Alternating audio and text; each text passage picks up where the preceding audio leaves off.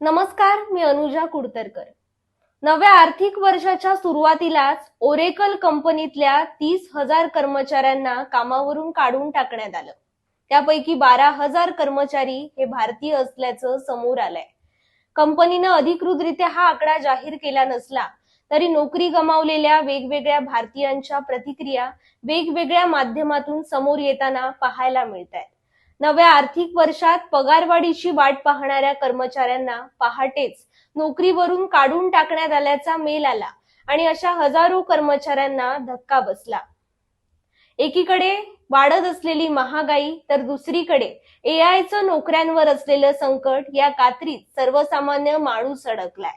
काही जणांवर हे संकट आधीच कोसळलंय तर काही जणांवर हे बेरोजगारीचं संकट भविष्यात येऊ शकतं। त्यामुळे या संकटाचा सामना करण्यासाठी आर्थिक आणि मानसिक तयारी करणं हेच आपल्या पुढील आव्हान असणार आहे।